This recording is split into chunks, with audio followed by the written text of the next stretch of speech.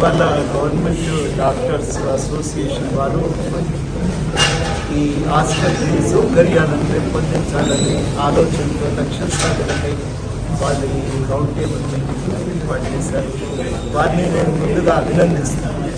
ఆ పని ఏదో మేము చేసుకొని పోవచ్చు అని అనుకొని దురుపుకొని పోతలేదు. మనం అర్థం చేసుకోవాలి, ప్రపంచం అర్థం చేసుకోవాలి. కాకపోతే ఇప్పుడున్న ఈ స్థలం సరిపోదు, ఈ ఆసుపత్రి సౌకర్యాలు సరిపోతుంది. అన్ని వాళ్ళ దానికి తగ్గట్టుగా ఉస్మానియా ఆసుపత్రిని నిర్మించేయాల్సిన చేయాల్సిన అవసరం. దానికి తగ్గట్టుగా ప్రభుత్వం ఒక కొత్త బిల్డింగ్ నిర్మించి మరిన్ని సౌకర్యాలు కలిగిస్తూ అత్యంత పేద వర్గాలైన ప్రజలకు మంచి చికిత్స పొందడానికి అవకాశం ఉంది. తప్పనిసరిగా గవర్నమెంట్ కొత్త బిల్డింగ్ నిర్మాణానికి పూనుకోవాలి. ఈ అలైడ్ హాస్పిటల్స్ అన్ని కలిపితే మొత్తం కలిపి దాదాపు 5,000 బెడ్ల హాస్పిటల్ ఇది. ఈరోజు మరి 100 ఏళ్ళ పైబడినటువంటి హాస్పిటల్ ఇది. నిజాం నవాబ్ కట్టినటువంటి హాస్పిటల్ ఇది కూలిపోవడానికి రెడీగా ఉంది. ఎప్పుడో దాదాపుగా 10 సంవత్సరాలు అవుతుంది వేకేట్ చేసి కూడా. మరి అప్పుడు గత ప్రభుత్వం ముఖ్యమంత్రి గారు వచ్చి కావాలని చెప్పేసి అప్పుడు ఉన్నటువంటి కండిషన్స్ అన్నీ ఎక్స్ప్లెయిన్ చేసినాం.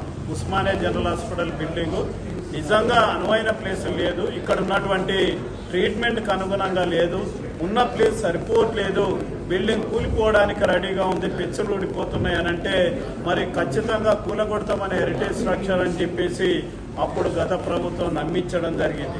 ఆ బిల్డింగ్ కట్టలేకపోవడం అనేది దుర్మార్గం. అంటే బయట అన్ని హాస్పిటల్ సెక్రటరేట్ మీద కూడా కోర్టు కేసులు ఉన్నాయి. సెక్రటరేట్ కూడా హెరిటేజ్ స్ట్రక్చరే.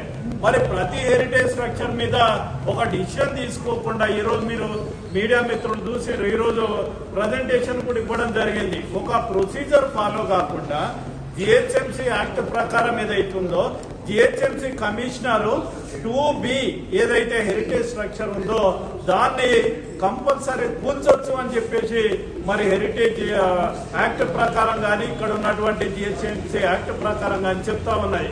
కానీ గవర్నమెంట్ ప్రొసీజర్ ఫాలో కాలేదు. ఆ హెరిటేజ్ వాళ్ళు అడ్డం పడతా ఉన్నారు, హెరిటేజ్ వాళ్ళు కట్టనివ్వట్లేదని సాకులు చెప్పి ఇంతవరకు తీసుకొచ్చారు. ఒక ముఖ్యమైన విషయం ఏంటంటే హెల్త్ మినిస్టర్ గారు, సీఎం గారు దీని మీద తప్పనిసరిగా బిల్డింగ్ కట్టడానికి మేము సిద్ధంగా ఉన్నామని చెప్పారు. మేము వాళ్ళకు మన తెలంగాణ గవర్నమెంట్ డాక్టర్స్ అసోసియేషన్ తరఫున పూర్తిగా మీడియా తరఫున కృతజ్ఞత తెలుపుతా ఉన్నాం. Building as early as possible కట్టాలి. ఇక్కడ చాలా ఇబ్బంది జరుగుతూ ఉన్నది, పేషెంట్లను అకామిడేట్ చేయలేకపోతున్నాం. మేము ఇక్కడ బిల్డింగ్ ఓల్డ్ స్ట్రక్చర్ ఏదైతే ఉన్నదో దాన్ని కూల్చి కట్టడం అనేది పాసిబుల్ కాదు అని అన్నప్పుడు మరి మేము ఒక చెంచల్ కూడా జైలు ప్రింటింగ్ ప్రెస్ అసలు అక్కడ నడవట్లేదు కాబట్టి ఇదే ఏరియాలో ఉంటది కాబట్టి మేము అక్కడ మరి ప్రపోజల్ చేసినాం. గవర్నమెంట్ కూడా హెల్త్ మినిస్టర్ గారు ఇక్కడ పోలీస్ క్వార్టర్స్ అని పెట్లబుర్జు హాస్పిటల్ ముందున్నది, అది 13 ఎకరాలు, దాని ఆపోజిట్ లో 7 ఎకరాల జాగాలో 20 ఎకరాల జాగాలో కడతా అని చెప్పేసి గవర్నమెంట్ ప్రపోజల్ చెప్పింది.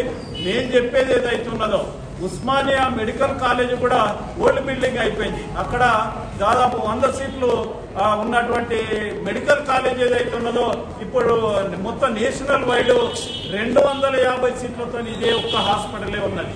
250 సీట్లు అంటే స్టూడెంట్స్ కూడా అనుగుణంగా మెడికల్ కాలేజ్ లేదు. ఇప్పుడు కొత్త స్ట్రక్చర్ కావాలి, హాస్పిటల్ విత్ ఫెసిలిటీస్ తోని, సూపర్ స్పెషాలిటీ డిపార్ట్మెంట్స్ తోని మరి హాస్పిటల్ తర్వాత మరి మెడికల్ కాలేజ్ కూడా ఒకటే ఏరియాలో వస్తే కనుక మరి ఉస్మానియా జనరల్ హాస్పిటల్ చామ్ ఏదైతే ఉన్నదో మరి పెరుగుతుంది.